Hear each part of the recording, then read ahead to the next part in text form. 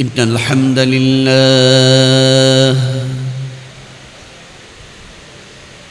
الحمد لله الأكرم الذي خلق الإنسان وكرم وعلمه من البيان ما لم يعلم فسبحان الذي لا يحصى امتنانه باللسان ولا بالقلم نشهد أن لا إله إلا الله وحده لا شريك له ونشهد أن سيدنا وسندنا وحبيبنا ومولانا محمدا عبده ورسوله الذي أرسله بالحق بشيرا ونذيرا وداعيا إلى الله بإذنه وسراجا وقمرا منيرا فقد قال الله تعالى في كلامه المجيد والفرقان الحميد সকলে আমার সঙ্গে জবান ছেড়ে পড়ুন أعوذ بالله من الشيطان الرجيم بسم الله الرحمن الرحيم قل اللهم مالك الملك تؤتي الملك من تشاء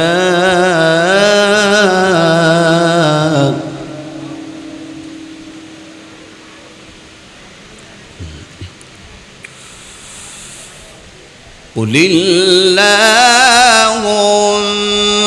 مالك الملك تؤتي الملك من تشاء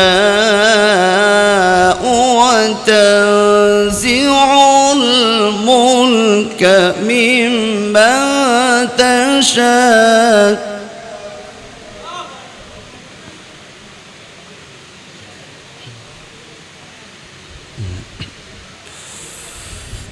وتنزع الملك ممن تشاء وتعز من تشاء وتذل من تشاء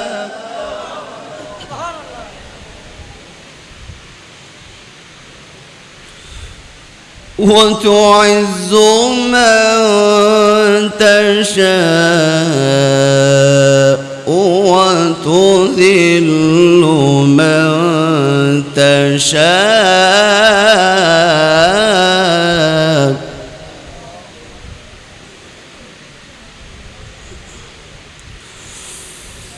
وتعز من تشاء وتذل من تشاء بيدك الخير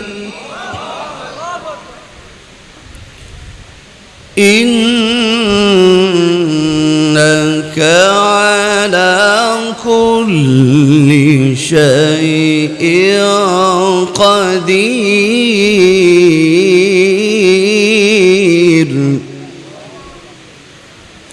وتعز من تشاء وتذل من تشاء الخير إنك على كل شيء قدير.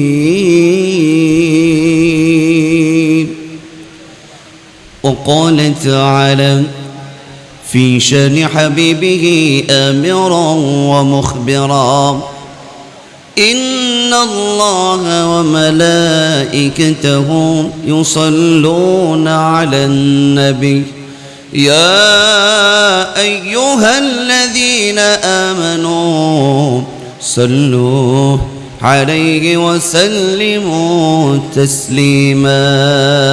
اللهم صل على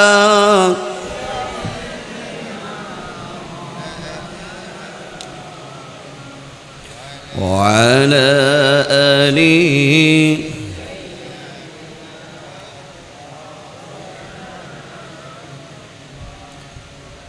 কি হবে বেঁচে থেকে অযথা বিদ্যা শিখে, কি হবে বেঁচে থেকে অযথা বিদ্যা শিখে যদি না গড়তে পারি শোষণবিহীন সমাজটাকে। কি হবে বেঁচে থেকে, কি হবে বেঁচে থেকে? যুবক ভাইরা বলুন কথা ঠিক না ব্যাঠি? কি হবে ছাত্র সেজে চুমু খেয়ে সনদ খানা যদি হয় বিদ্যালয়টা প্রতি তাদের আড্ডাখানা। কি হবে ছাত্র সেজে চুমু খেয়ে সনদ খানা যদি হয় বিদ্যালয়টা প্রতি তাদের আড্ডাখানা। এর চেয়ে মরাই ভালো দেশ ছেড়ে যাওয়াই ভালো, এর চেয়ে মরাই ভালো দেশ ছেড়ে যাওয়াই ভালো। কি হবে ধোঁকা দিয়ে বিবেকটাকে, কি হবে ধোঁকা দিয়ে বিবেকটাকে? কি হবে বেঁচে থেকে অযথা বিদ্যা শিখে যদি না গড়তে পারি শোষণবিহীন সমাজটাকে? কি হবে বেঁচে থেকে, কি হবে বেঁচে থেকে? কথা ঠিক না ব্যাঠিক? কি হবে আলেম হয়ে ইমাম সেজে সমাজেতে পারো যদি সত্য কথা উচ্চ স্বরে না বলিতে? কি হবে আলেম হয়ে ইমাম সেজে সমাজেতে পারো যদি সত্য কথা উচ্চ স্বরে না বলিতে? চাকরির ভয় করো যদি ছেড়ে দাও ওই না গদি, কমিটির ভয় করো যদি ছেড়ে দাও ওই না গদি। কি হবে ধোঁকা দিয়ে আল্লাহকে, কি হবে বেঁচে থেকে অযথা বিদ্যা শিখে যদি না গড়তে পারি শোষণবিহীন সমাজটাকে? কি হবে বেঁচে থেকে, কি হবে বেঁচে থেকে? কি হবে ছাত্র সেজে চুমু খেয়ে সনদ খানা যদি হয় বিদ্যালয়টা প্রতি তাদের আড্ডাখানা? কি হবে ছাত্র সেজে চুমু খেয়ে সনদ খানা যদি হয় বিদ্যালয়টা প্রতি তাদের আড্ডাখানা? এর চেয়ে মরাই ভালো দেশের যাওয়াই ভালো, এর চেয়ে মরাই ভালো দেশের যাওয়াই ভালো। কি হবে ধোঁকা দিয়ে বিবেকটাকে, কি হবে বেঁচে থেকে অযথা বিদ্যা শিখে যদি না গড়তে পারি শোষণবিহীন সমাজটাকে? কি হবে বেঁচে থেকে, কি হবে বেঁচে থেকে, কি হবে বেঁচে থেকে? কথা বলুন ঠিক না ব্যাঠি? আমার ভাইরা, এই বাংলাদেশে শুধু সাধারণ মানুষদেরই দোষ নয়, আমাদের মতন টুপিওয়ালা দাড়িওয়ালা আলেম নামক কিছু জালেম বাংলাদেশে আছে না নাই? ফরিদউদ্দিন মাসউদের মতন, আমার জাতীয় মসজিদ বাইতুল মুকাররমের খতিবের মতন অসংখ্য আলেম নামক জালেম যারা আল্লাহ পাক বালাম বিন বাওরদের সঙ্গে যাদের তুলনা করেছে, এই সমস্ত কিছু আলেম নামক জালেম বাংলার জমিনে আসে নিজের চাকরি ঠিক রাখার জন্য, নিজের ইমামতি ঠিক রাখার জন্য অনেক সময় বাতিলের সঙ্গে আপোষ করে হককে গোপন করেছে। কথা বলুন ঠিক কিনা? আসমান জমিনের মালিক যিনি, সৃষ্টি যার, এই দুনিয়াতে হুকুম চলবে তার। এই ক্ষেত্রে আমার চাকরি থাকুক আর না থাকুক, আমার ইমামতি থাকুক আর না থাকুক, এই দেহে যতদিন রক্ত সঞ্চালন থাকবে ইসলামের পক্ষে, কোরআনের পক্ষে আমাদের কণ্ঠ বলিষ্ঠ থাকবে। কারা কারা যে আছো দুইটা হাত আমার আল্লাহকে দেখাও।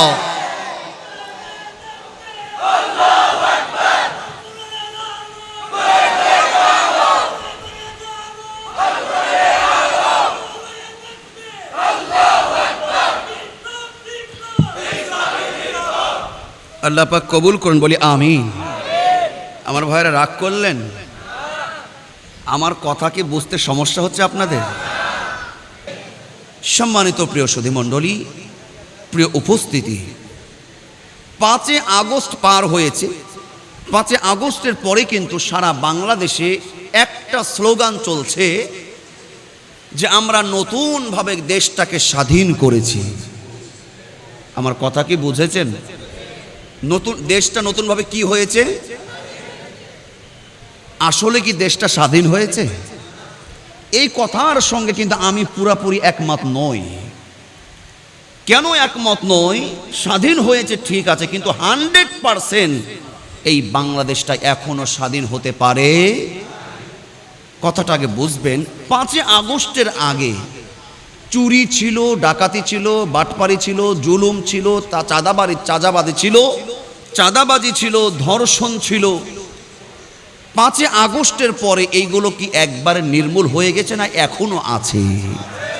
মুসলমান আওয়াজ দিয়ে বলুন, আছে না গেছে? অতএব বোঝা যাচ্ছে 5 আগস্ট পার হয়েছে, নিঃসন্দেহে আমরা স্বাধীনের কিছু স্বাদ আমরা পেয়েছি, কিন্তু এই বাংলাদেশটা এখনো 100% স্বাধীন হয় নাই। কথা বলুন, ঠিক না ব্যাঠি? স্বাধীন আমরা মনে করতে পারছি না কেন? কারণ আছে না নাই? কারণ হলো এই বাংলার পার্লামেন্টে এখনো কি কোরআন বাস্তবায়ন হয়েছে? যতক্ষণ পর্যন্ত কোনো রাষ্ট্রে, কোনো দেশে, কোনো পার্লামেন্টে কোরআন বাস্তবায়ন হবে না, ততক্ষণ পর্যন্ত সেই দেশটাকে আপনি স্বাধীন, সমৃদ্ধি, সুন্দর, সুখী দেশ হিসাবে মনে করতে পারেন না। কথা বলুন, ঠিক না ব্যাঠি? এখন কথা হলো, আমরা এমন কি অত্যাচারের মধ্যে ছিলাম, এমন কি জুলুমের মধ্যে ছিলাম, যার কারণে 5 আগস্টের পরে একটু রদ বদল হওয়ার পরে আমরা নিজেদেরকে স্বাধীন মনে করছি। এমন কি আচরণ তাদের ছিল, সেই দিকগুলো, সেই ব্যাধিগুলো আমাদের জানার দরকার আছে না নাই? তাদের মধ্যে এমন কিছু রোগ ছিল, এমন কিছু ব্যাধি ছিল, যেই রোগগুলোর কারণে আল্লাহর পক্ষ থেকে তাদেরকে উৎখাত করা হয়েছে। আল্লাহ তাদের ধ্বংস অনিবার্য ঘটিয়েছেন। আওয়াজ দিয়ে বলুন, কথা ঠিক না ব্যাঠি? আমি, আপনারা যদি অনুমতি দেন, স্বৈরাচার অধঃপতনের যে মৌলিক 4টি কারণ আমি কোরআন হাদিস স্টাডি করে যতটুকু পেয়েছি, আমার কাছে ধরা পড়েছে জ্ঞানে যে স্বৈরাচার অধঃপতনের মৌলিক কারণ হলো 4টি। কয়টি? আওয়াজ দিয়ে বলতে হবে, কয়টি? স্বৈরাচার অধঃপতনের মৌলিক 4টি আমরা জানব, এবং পরবর্তীতে বাংলার পার্লামেন্টে এই 4টা ব্যাধিতে, রোগে যারা আক্রান্ত হবে তাদেরকে কখনো আমাদের পার্লামেন্টের সামনে আসতে দেব না। এই জন্য এই 4টা ব্যাধি বা রোগ আমাদের জানার দরকার আছে না নাই? আমার ভাইয়েরা শুনুন, স্বৈরাচার কাকে বলে? স্বৈরাচারটা কি? স্বৈরাচার আপনি আপনার ব্যক্তিগত জীবন থেকে যদি একটু চিন্তা করেন, আপনি যদি একজন সফল পুরুষ হন, আপনি যদি একটা সফল হাজব্যান্ড হন, তাহলে আপনি কখনো স্ত্রীর সঙ্গে অত্যাচার, অনাচার, অবিচার করতে পারেন না। যখনই আপনি অবিচার করবেন স্ত্রীর সঙ্গে, যখনই আপনি অত্যাচার করবেন, জুলুম করবেন, নির্যাতন করবেন, তখন আপনি একজন সফল স্বামী হতে পারেন না। তখন আপনার নামের সঙ্গে যোগ হয়ে যাবে এটা স্বৈরাচার স্বামী। কথা ঠিক কিনা? ওয়াইফের, স্ত্রীর হাজব্যান্ডকে আপনাদের ভাষায় কি বলে? স্বামী বলে না? না কি বলে? হাজব্যান্ড বা স্বামী। এই স্বামী যদি স্ত্রীর পরে অত্যাচার করে, অবিচার করে, জুলুম করে, এই স্বামী কি সফল স্বামী হতে পারে? তাহলে কি স্বামী হবে? স্বৈরাচার স্বামী হবে। স্ত্রী যদি কোরআন সুন্নাহর আলোক বাদ দিয়ে স্বামীর হুকুমকে লঙ্ঘন করে, স্বামীর সঙ্গে বেয়াদবি করে, এই স্ত্রীও কিন্তু একজন সফল স্ত্রী হতে পারে না। স্ত্রী হলো স্বৈরাচারী স্ত্রী বলে গণ্য হবে। বুঝে থাকলে বলুন কথা ঠিক না ব্যাঠি? যদি স্বৈরাচার স্বামী হোক বা স্ত্রী হোক, তাহলে বলুন তো এই স্বামী স্ত্রীর মধ্যে কি সুসম্পর্ক থাকবে? আজ অথবা কাল দেখবেন স্বামী স্ত্রী স্বৈরাচারী হওয়ার কারণে মুহূর্তের মধ্যে এই স্বামী স্ত্রীর মধ্যে ফাটল ধরবে, সংসারের মধ্যে পতন নেমে আসবে। কথা ঠিক কিনা? স্বৈরাচার সরকার কাকে বলা হয়? স্বৈরাচার শাসক কাকে বলা হয়?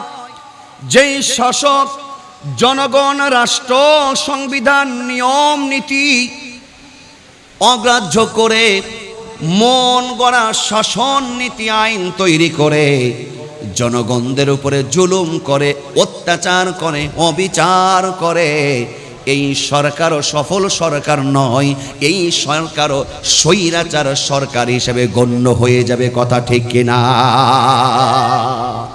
স্বৈরাচার সরকার তো আমাদের দেশে কখনো ছিল না বা নাই, নাকি ছিল? স্বৈরাচার সরকার কি আমরা দেখেছি? আমরা দেখেছি না দেখি নাই, ছিল কি ছিল না, এটা আলোচনার মাধ্যম দিয়ে আমরা জানার বুঝার চেষ্টা করব ইনশাআল্লাহ। দরদিরা আমার স্মরণ, স্বৈরাচার সরকার যারা হবে এর উদ্দেশ্য, এর টার্গেট থাকবে, এর নিয়ত এইরকম থাকবে, আমি ক্ষমতা দিয়ে চেয়ারে বসেছি, এই চেয়ার আমার সম্মানিত চেয়ার, সে মনে করে যে চেয়ারটা আমি অর্জন করেছি, এই চেয়ার আমার কাছ থেকে কেউ কাটতে পারবে না, আমার ক্ষমতা কেউ কাটতে পারবে না। কিন্তু বলুন তো, ক্ষমতায় বসানোর মালিক একজন, ক্ষমতা থেকে বিতাড়িত করার মালিকও একজন, তিনি কে? কিন্তু তাদের আচার আচরণ, কথাবার্তা দেখে মনে হয়েছিল ওরা এই বিশ্বাসটা করে না। ওরা মনে করেছে ক্ষমতায় আমরাই বসেছি, 41 সাল হোক আর 71 সাল হোক, যখন ইচ্ছা তখন নামবো। ওদের আচরণে এই জিনিসটা ফুটে উঠেছিল কিনা? আমার আল্লাহ কি বলেন শুনুন, 3 নম্বর সূরা সূরাতুল আলে ইমরানের 26 নম্বর আয়াত আমার আল্লাহ বলেন, কুলিল্লাহুম্মা মালিকাল মুলকি তুতিল মুলকা মান তাশা ওয়া তানজিউল মুলকা মিম্মান তাশা ওয়া তুইজ্জু মান তাশা ওয়া তুযিল্লু মান তাশা বিয়াদিকাল খায়র। ও হাবিব, আপনি বলুন, নবী বলছেন সমস্ত রাজত্বের মালিক একজন, তিনি কে? আমার আল্লাহ হলো রাজাদিরাজ, সমস্ত রাজত্বের মালিক তিনি।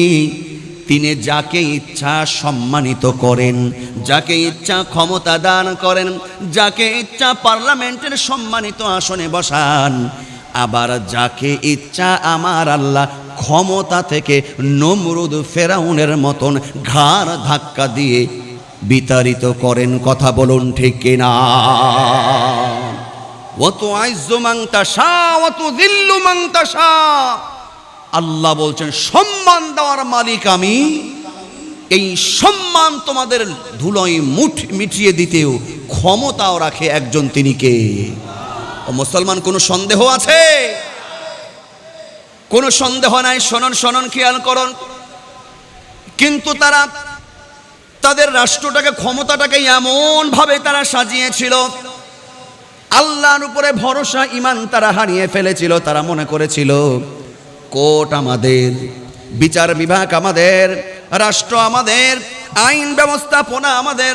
তারা মনে করেছিল ভার্সিটি আমাদের, সমস্ত জায়গা, গোটা বাগানটা, দেশটা, গোটা বাগানটা নিজের মতন সাজিয়েছিল। মনে করেছিল র্যাব আমাদের, আর্মি আমাদের, পুলিশ আমাদের, আমাদের সঙ্গে কে পারে কথা বলুন ঠিক কিনা? মনে করেছে আমাদের কাছে কে ভিড়তে পারে? কিছুদিন আগেও আমাদের সামনে অনেকে বলেছিল চায়ের স্টলে, ছাতি নেতা পাতি নেতা কিছু নেতা আছে না, এদের কথা বেশি দেখবেন। এই সমস্ত ছাতি পাতি নেতা এরা বলেছিল যে কোনো লাভ হবে না, যতই করো ভুল করছো। ইসলামী আন্দোলনের ভাইদেরকে, দাড়িওয়ালা টুপিওয়ালা নামাজি আলেম ওলামাদেরকে এই কথাই বলেছিল, ভালো হয়ে যাও, ভালো হয়ে যাও, কোনো লাভ হবে না, সবই আমাদের সঙ্গে লেগে কোনো লাভ নাই। ও যুবক ভাইয়েরা বলেছিল না বলে নাই? বলেছিল না বলে নাই? কিন্তু আল্লাহ কি খেলা খেলেছেন, ও মাকারু ওয়া মাকারাল্লাহ ওয়াল্লাহু খায়রুল মাকিরিন। আল্লাহু আকবার। আল্লাহ পাক যে বিজয় আমাদেরকে দিয়েছেন, সত্য বলছি, চিন্তা করেন 5 আগস্টের একদিন আগেও, 5 আগস্টে আপনি 4 তারিখ রাত্রেও কি এই চিন্তা করেছিলেন যে এই রকম বিজয় আল্লাহ আমাদেরকে দেবে? এই পুরস্কারটা কার? আমরা শুধু এতটুকু চেয়েছিলাম যে আল্লাহ এই স্বৈরাচার এদের শুধু তুমি একটু পদত্যাগের ব্যবস্থা করে দাও। আর আমরা কিছুই চাই না, আমরা মারতেও চাই না। তার কারণ ইসলামী আন্দোলন করে যারা, এরা কারো প্রতি জুলুম করতে পারে না। তার কারণ হলো ইসলামী আন্দোলন করে যারা, এনারা টুপিওয়ালা দাড়িওয়ালা নবী রাসূলদের আদর্শ অনুসরণ করে। কথা বলুন ঠিক না? আমরা শুধু এতটুকু চেয়েছিলাম, আল্লাহ ওদের শুধু একটু পদত্যাগের ব্যবস্থা করে দাও। আমার আল্লাহ বলছে, ও চট্টগ্রামের মুসলমান, আমার ইসলাম প্রিয় যুবকরা, আমার মুরব্বীরা, তোমরা শুধু আশা করছো যে শুধু পদত্যাগ। আল্লাহ বলছে না, আমার টার্গেট এত কিছু না, আমার পরিকল্পনা, আমার আরো বড় পরিকল্পনা। তোমরা চেয়েছিলে পদত্যাগ, আমার আল্লাহ বলছে একটু অপেক্ষা করো, পদত্যাগ নয়, তাদেরকে আমি দেশ ত্যাগ করাবো। কথা বলুন ঠিক কিনা? আমার আল্লাহ সেটাই করেছেন। দরদিরা আমার, সারা পৃথিবীতে নমরুদ ফেরাউনের মতন অসংখ্য স্বৈরাচার মাথাচাড়া দিয়েছিল, তাদেরকে দেশ ত্যাগ করতে আমার আল্লাহর কোনো কষ্ট হয় নাই। তোমার মতন আওয়ামী লীগকে বাংলাদেশ ছাড়া করতে আমার আল্লাহ ভুল করে নাই। কথা বলুন ঠিক কিনা?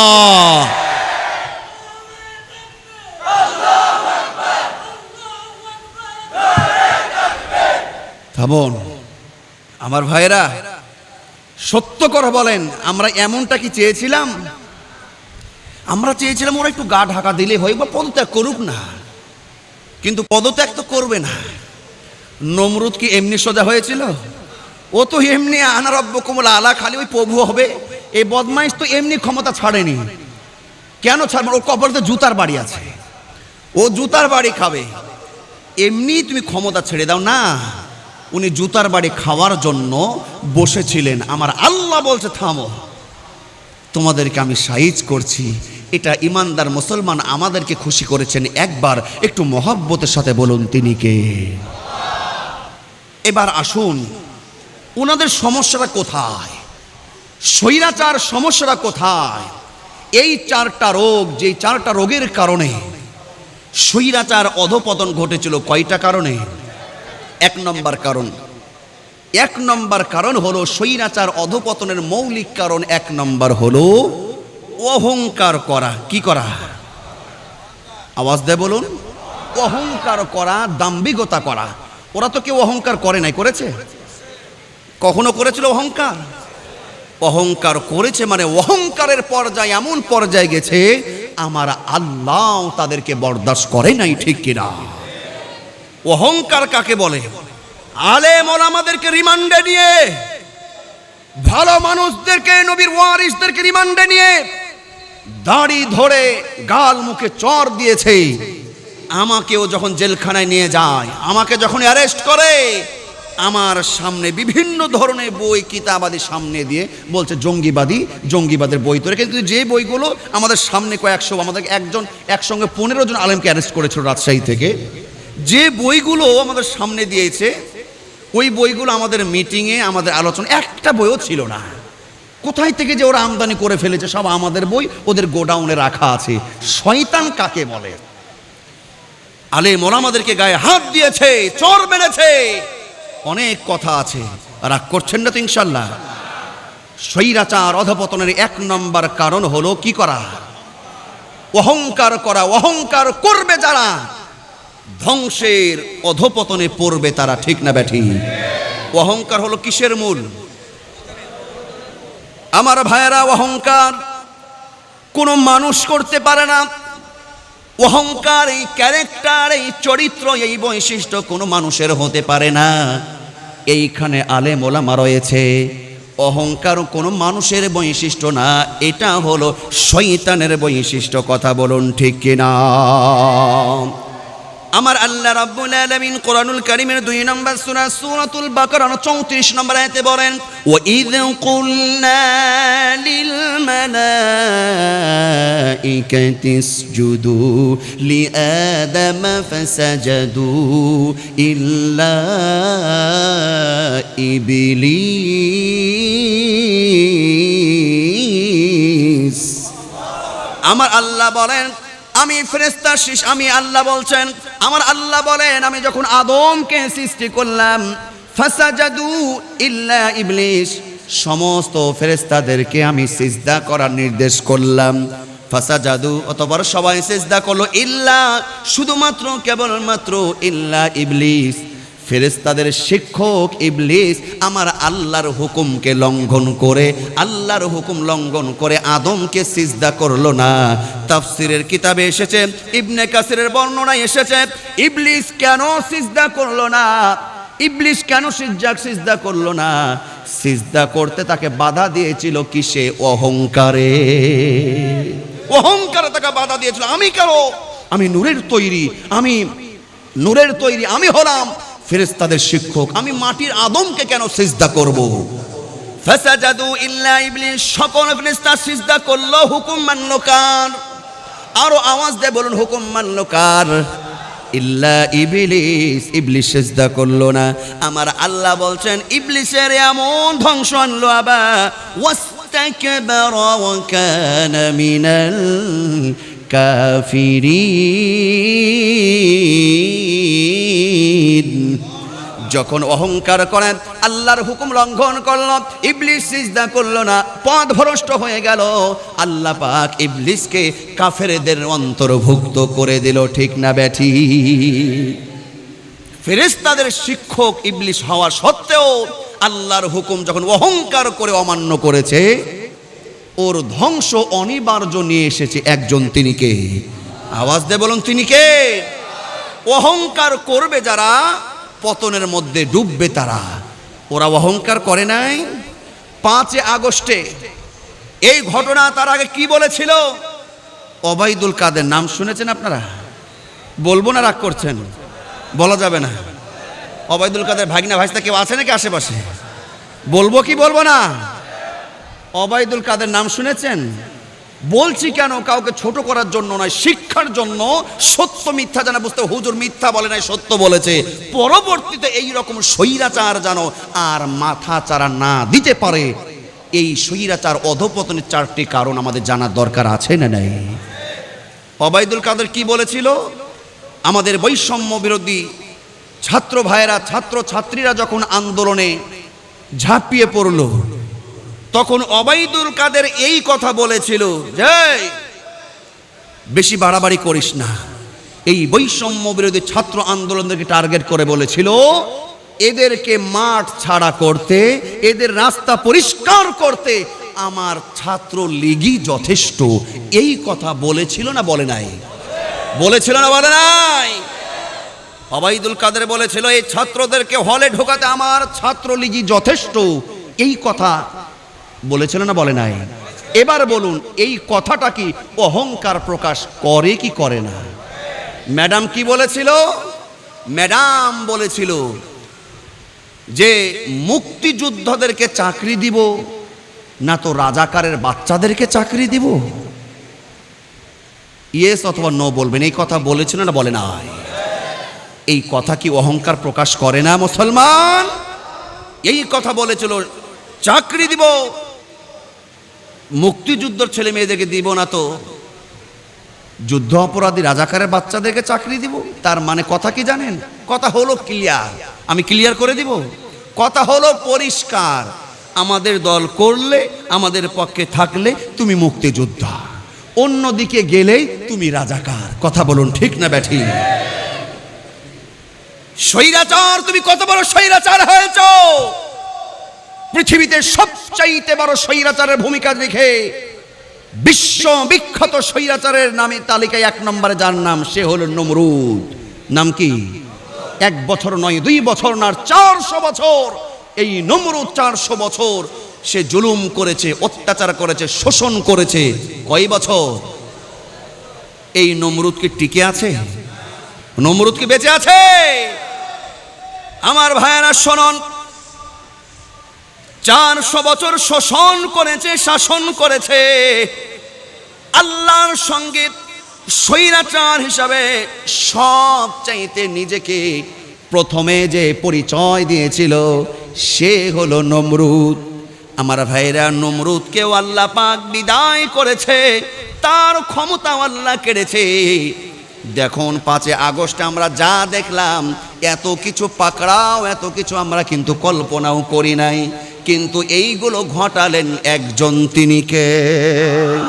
আমার আল্লাহ 11 নম্বর সূরা হুদ, সূরা হুদের 102 নম্বর আয়াতে তিনি বলেন, وَكَذَلِكَ أَخْذُ رَبِّكَ إِذَا أَخَذَ الْقُرَى وَهِيَ ظَالِمَةٌ إِنَّ أَخْذَهُ أَلِيمٌ شَدِيدٌ। আমার আল্লাহ বলছেন, এরাই হলো, এ সবই আমার রবের পাকড়াও, এই সবই ধরা হলো আমার রবের ধরা।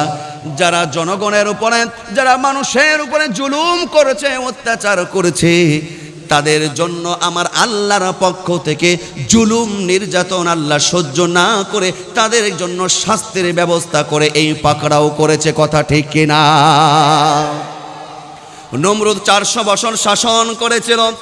400 বছর শাসন করার পরেও এই নমরুদ কিন্তু জুতা পিটা খেয়ে আমার ভাইরা দুনিয়া থেকে বিদায় হয়েছে। ঠিক কিনা? নমরুদ 400 বছর শাসন করে এই নমরুদকে আল্লাহ পাক কেমন ভাবে বিতাড়িত করেছেন দেখুন। নমরুদের নাকের মধ্যে একটা মশা ঢুকেছিল। কি মশা? সুস্থ মশা না অসুস্থ মশা? অসুস্থ মশা। কিন্তু আল্লাহ পাক ইচ্ছা করলে বনের রয়্যাল বেঙ্গল টাইগার বা বড় হিংস্র কোনো প্রাণীদের নমরুদকে সাইজ করতে পারতো না। আল্লাহ পাক ন্যাংরা মশাদের কেন সাইজ করলো? মুসলমান, প্রশ্ন আছে না নাই? আজ থেকে 16 বছর ধরে জামাত ইসলাম ভাইরা, ইসলামী ঐক্যজোটের ভাইরা, হেফাজত ইসলামের ভাইরা, বিএনপির ভাইরা কত ষড়যন্ত্র করেছে ওদেরকে নামানোর জন্য। কিন্তু আল্লাহ বলছে, এত বড় বড় শক্তিশালী দল আমার দরকার নাই ওদেরকে হাত নষ্ট করার। ওদেরকে আমি সাইজ করব ছোট্ট, তোমাদের ঘরের ছেলে মেয়ে, ছোট ছোট বৈষম্য বিরোধী ছাত্র আন্দোলন দিয়েই আল্লাহ পাক তাদেরকে বেইজ্জতি করে বিদায় এনেছে। কথা বলুন ঠিক কিনা? এই নমরুদের নাকের মধ্যে যখন মশা ঢুকলো, তার খাদেম খুদেম গুন্ডা বাহিনী যারা ছিল বলছে, মার মার, হাতের মার ভালো লাগছে না। তখনকার জুতা পন্সের চামড়ার জুতা না, খড়ম পড়তো, কাঠের জুতা, লোহার জুতা, জুতা দিয়ে মারে। মারতে মারতে এমন মার শুরু করেছে, বলছে ভালোই তো লাগে। মারতে মারতে নমরুদের কাজ শেষ। নমরুদ বিদায়। আল্লাহ বলছে, মশা তোর আর দরকার নাই, তুই এবার উড়াল দে। মশা চলে গেছে।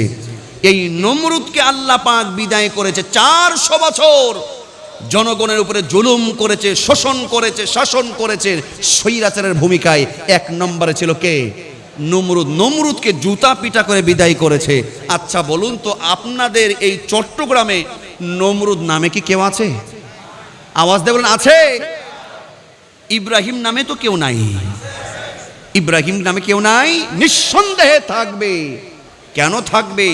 সত্যের পক্ষে, ইসলামের পক্ষে, নবীর পক্ষে, কোরআনের পক্ষে, আল্লাহর পক্ষে থাকবে যারা, চিরস্থায়ী তারা থাকবে।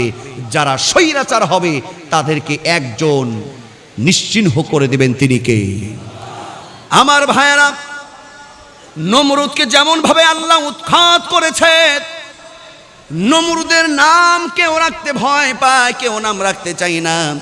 ফেরাউনের নামেও কিন্তু কেউ নাই, আবু জেহেল নামে কি কেউ আছে?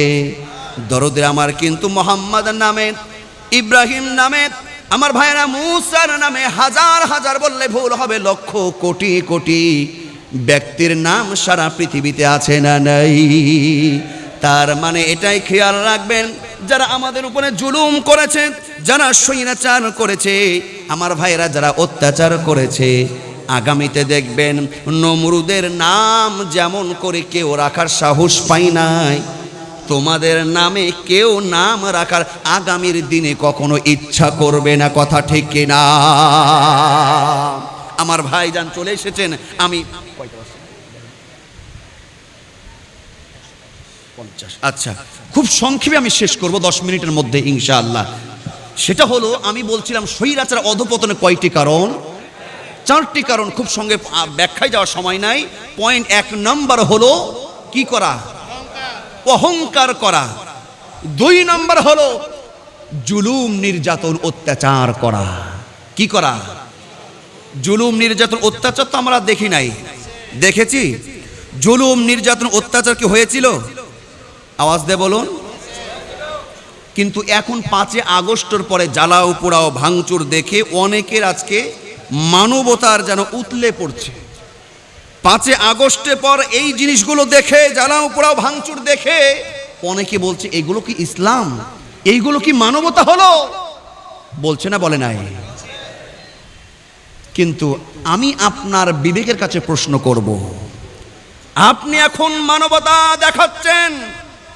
2009 সালে পিলখানায় আমার সেনাবাহিনী 54 জন অফিসার সহ 74 জন অফিসারকে যখন হত্যা করা হলো, আমি আপনার বিবেকের কাছে প্রশ্ন করতে চাই, মানবতা তখন আপনার কোথায় ছিল? 2013 সালে 5 মে শাপলা চত্বরে যখন হেফাজত ইসলামের আন্দোলনে শুধু হেফাজত ইসলামের কর্মীরা নয়, সেইখানে জামাত শিবির সহ সাধারণ নামাজি দিনদার ভাইরা ছিল।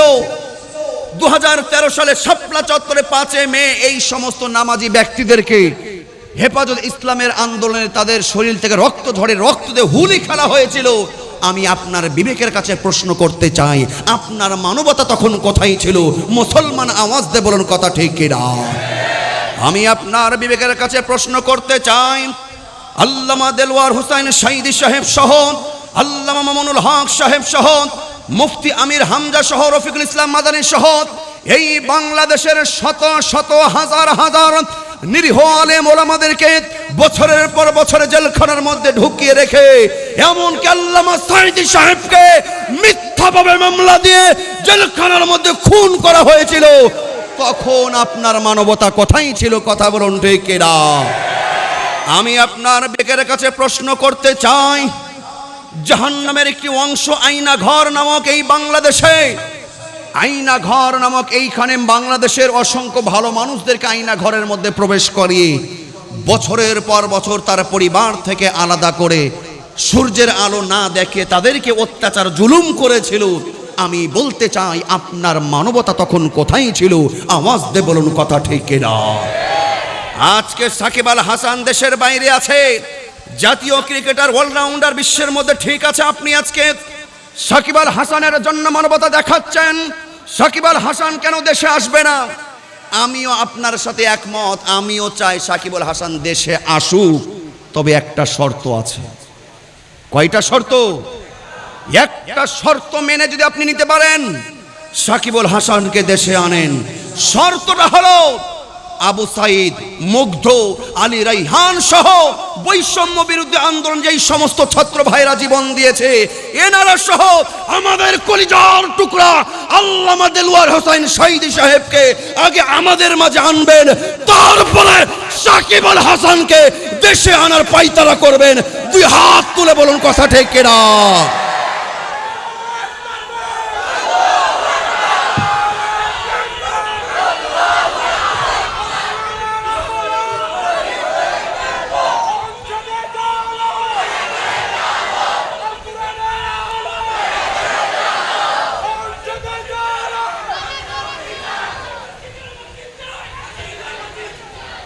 আমার ভাইয়ারা লক্ষ্য করুন, স্বৈরাচার অধপতনের 2 নম্বর কারণ বলছিলাম দুই নম্বর কারণ হলো আমার আল্লাহ রাব্বুল আলামিন 42 নম্বর সূরা সূরাতুশ শুরার 42 নম্বর আয়াতে আমার আল্লাহ বলছেন কি শুনুন, ইন্নামাস সাবিলু আলাল্লাযীনা ইয়াযলিমুনান নাস ওয়া ইয়াবগুনা ফিল আরদি বিগাইরিল হক উলাইকা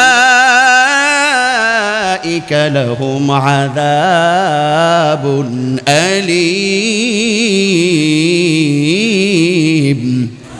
আমার আল্লাহ বলেন এদের উপরেই সেই দোষ চাপানো যায় যারা দেশের মানুষের উপরে, জনগণের উপরে অত্যাচার করে, জুলুম করে, স্বৈরাচারের ভূমিকা পালন করে। এরাই হলো ওই সমস্ত অপরাধী, এই সমস্ত আসামি যাদের জন্য আমার আল্লাহ বলছেন আমি জাহান্নামের আযাব তৈরি করে রেখেছি। কথা ঠিক কিনা? স্বৈরাচার অধঃপতনের দুই নম্বর কারণ কি? জুলুম করা। কি করা? স্বৈরাচার অধঃপতনের কারণ হলো জুলুম করা। দরদের আমার, শুধু এই 16 বছরের জুলুমের ব্যাখ্যা যদি আমি দিতে চাই, এরা এত পরিমাণে জুলুম করেছে, জুলুমের ব্যাখ্যা 2, 4, 5, 10 ঘন্টা বলে শেষ হবে না। কথা ঠিক কিনা? এই স্বৈরাচারকে নিয়ে আমি এক সুন্দর একটা, আমি নিজে কথা দিয়েছি এরকম যে কথা, যদিও জনপ্রিয়তা গজল, জনপ্রিয় একটা গজল, সেই গজলটা নতুন রূপে আমি একটা কথা দিয়েছি এই স্বৈরাচারকে নিয়ে। আমি কি সেই গজলটা আপনাদের সামনে বলবো? স্বৈরাচারকে নিয়ে কেউ রাগ করবেন না তো বলবো। চোখেরই পলকে তোমার ক্ষমতা হলো শেষ, চিরতরে বন্ধ হলো জুলুমের আদেশ। ঠিক না ব্যাঠিক? চোখেরই পলকে তোমার ক্ষমতা হলো শেষ, চিরতরে বন্ধ হলো জুলুমের আদেশ। হবে বিচার স্বৈরাচারের, হবে বিচার স্বৈরাচারের বাংলার মাটিতে। স্বৈরাচার নাই রে দেশে পালিয়ে গেছে, স্বৈরাচার নাই রে দেশে উধাও হয়েছে। ওবায়দুল কাদের নাই রে দেশে পালিয়ে গেছে, শামীম ওসমান নাই রে দেশে পালিয়ে গেছে। আল্লামা সাইদি সাহেব নাকি রাজাকার, দেশের মানুষ সাক্ষ্য দেয় যে এটা মিথ্যাচার। আল্লামা সাইদি সাহেব নাকি রাজাকার, দেশের মানুষ সাক্ষ্য দেয় যে এটা মিথ্যাচার। রাজাকার টাক দিয়ে, রাজাকার টাক দিয়ে, রাজাকার টাক দিয়ে খতম হয়েছে। স্বৈরাচার নাই রে দেশে পালিয়ে গেছে, স্বৈরাচার নাই রে দেশে উধাও হয়েছে। চোখেরই পলকে তোমার ক্ষমতা হলো শেষ, চিরতরে বন্ধ হলো জুলুমের আদেশ। হবে বিচার স্বৈরাচারের, হবে বিচার স্বৈরাচারের বাংলার মাটিতে। স্বৈরাচার নাই রে দেশে উধাও হয়েছে, স্বৈরাচার নাই রে দেশে পালিয়ে গেছে। বাড়ি গাড়ি মিল ফ্যাক্টরি টাকারও পাহাড়, জুলুম করে করেছে তারা কত অত্যাচার। বাড়ি গাড়ি মিল ফ্যাক্টরি টাকারও পাহাড়, জুলুম করে করেছে তারা কত অত্যাচার। জনগণ খেপলে পারে, জনগণ খেপলে পারে, জনগণ খেপলে পারে, পারবে না থাকিতে। স্বৈরাচার নাই রে দেশে পালিয়ে গেছে, স্বৈরাচার নাই রে দেশে উধাও হয়েছে। ওবায়দুল কাদের নাই রে দেশে পালিয়ে গেছে, স্বৈরাচার নাই রে দেশে লাল কাঠ খেয়েছে। ঠিক না ব্যাঠিক? স্বৈরাচার অধঃপতনের 3 নম্বর কারণ হলো লোভ লালসা অধিক পরিমাণে হওয়া। কথা বলুন ঠিক কিনা? ওদের লোভ ছিল না, ক্ষমতার লোভ থাকে না যাদের, দিনে ভোট করে তারা, যাদের ক্ষমতার লোভ থাকে ওরা দিনেরা ভোট করে কখন? ভোট করে রাতে। কথা বলুন ঠিক না ব্যাঠিক? শুধু ক্ষমতার লোভ ওদের ছিল না, ওদের টাকা পয়সা বাড়ি গাড়ির লোভ ছিল না?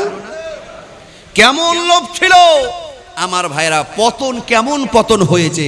এই শুধু হারুন রশিদ, হারুন না, ওর স্ত্রী যেই পরিমাণে সম্পদ করেছে আপনার বোধহয় চট্টগ্রাম মহানগরকে কিনে ফেলবে। নাউজুবিল্লাহ। এত পরিমাণে তাদের ক্ষমতার লোভ, ধন দৌলতের লোভ ছিল।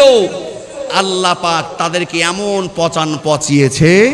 দেখেন, ক্ষমতা ছিল, দাপট ছিল, কিন্তু বিদায়ের সময় সালমান এফ রহমান দাড়ি কেটে হুলুমানের মতন, চোরের মতন পালিয়ে গেছিল। কথা ঠিক না ব্যাঠিক?